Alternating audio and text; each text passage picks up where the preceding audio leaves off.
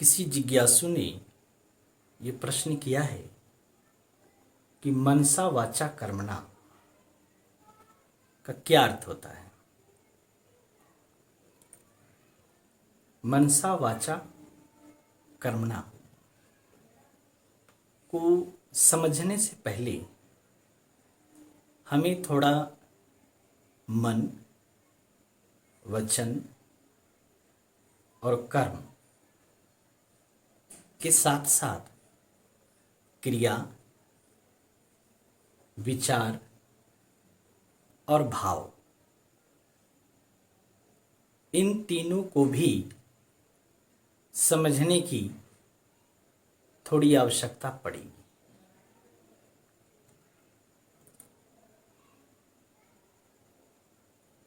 मनसा वाचा कर्मणा का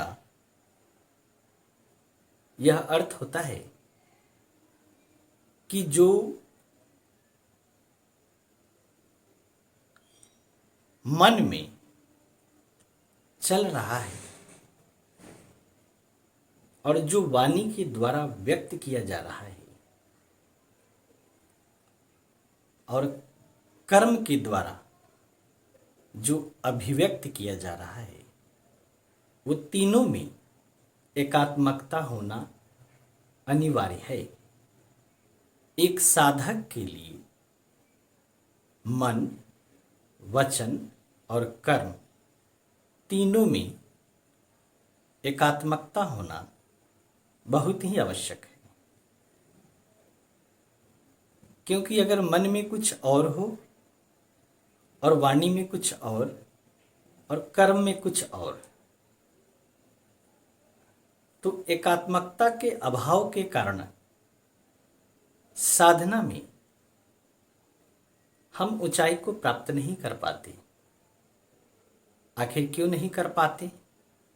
वह इसलिए कि जिसे हम प्राप्त करना चाहते हैं वह एक ही है, उसका मूल स्वरूप ही एक है। इसलिए हमें एकात्मकता की आवश्यकता पड़ती है।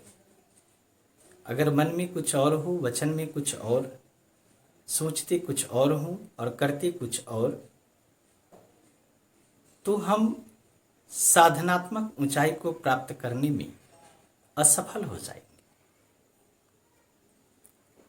इसलिए संत महापुरुषों ने कहा है कि मनसा वाचा कर्मणा हमें सिद्ध करना पड़ता है, हमें उसे साधना पड़ता है। साधने का मतलब है तीनों को एक लय में, एक लाइन में, एक रॉ में सीधा करना।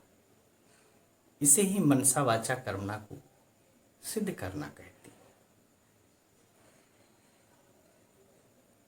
अब थोड़ा आगे देखेंगे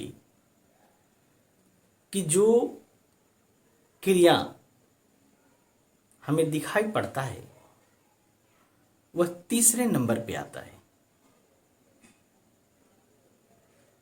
क्रिया से पहले दूसरे नंबर पे विचार खड़ा है और विचार से पहले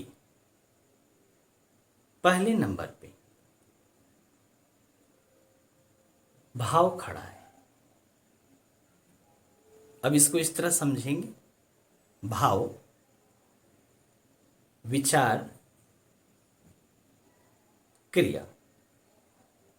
अर्थात क्रिया अंतिम रूप से हमें होते हुए दिखलाई पड़ती है, लेकिन उसके पीछे विचार खड़ा है और विचार के पीछे भाव खड़ा है। विचार की जो अभिव्यक्ति है वह वाणी है। वाणी के माध्यम से विचार अभिव्यक्त होता है। अब एक उदाहरण से थोड़ा समझने का प्रयास करेंगे। जैसे किसी व्यक्ति के हाथ पे एक मच्छर बैठा है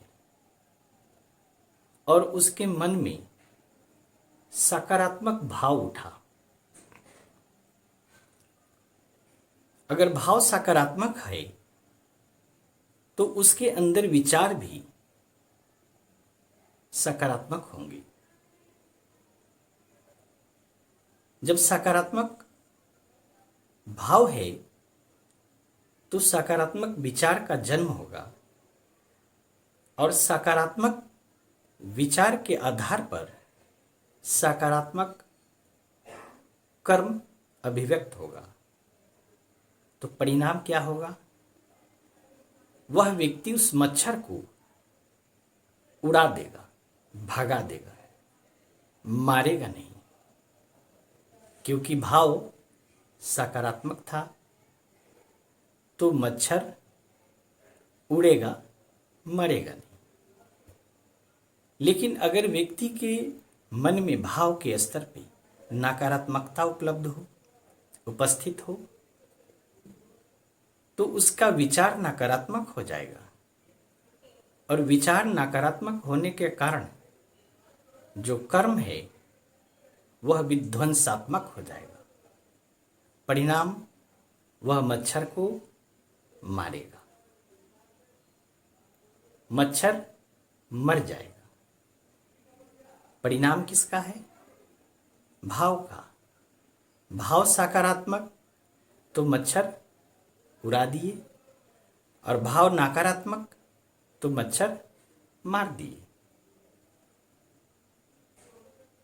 तो क्रिया के स्तर पे हमें वह दिखता है कि मच्छर उड़ा दिया या मच्छर मार दिया, लेकिन विचार के स्तर पे हमें नहीं दिखता। लेकिन विचार जब वाणी के माध्यम से अभिव्यक्त होता है तो उसे थोड़ा थोड़ा अंदाजा लगाया जा सकता है कि अगर जैसे कोई कुछ बोल रहा है तो उसे आभास लगाया जा सकता है कि यह क्या करने वाला है, लेकिन उसका भाव क्या है ये बिल्कुल पता नहीं चलता, क्योंकि ये पूर्णतः आंतरिक है। भाव नहीं जान सकते, क्योंकि किसके मन में क्या चल रहा है कौन जानता है।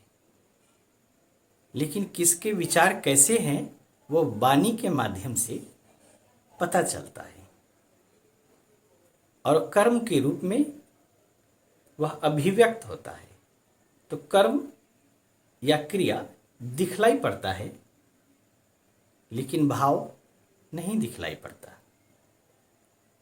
इसलिए संत महापुरुषों ने कहा है कि जो भाव मन में हो वही हमारे वाणी में भी होना चाहिए, और वही हमारे कर्म में भी अभिव्यक्त होना चाहिए और परिलक्षित भी होना चाहिए। इसलिए अध्यात्म के मार्ग पे साधना की ऊंचाई को छूने के लिए संत सद्गुरुओं ने, महापुरुषों ने यह फरमाया है कि एक साधक को सर्वप्रथम मनसा वाचा कर्मणा को साधना चाहिए। जब मनसा वाचा कर्मणा हम साधते हैं तब हम अध्यात्म की ऊंचाई को, साधना की ऊंचाई को हम प्राप्त कर पाते हैं और कर सकते हैं। आज इतना ही। बहुत बहुत आनंद।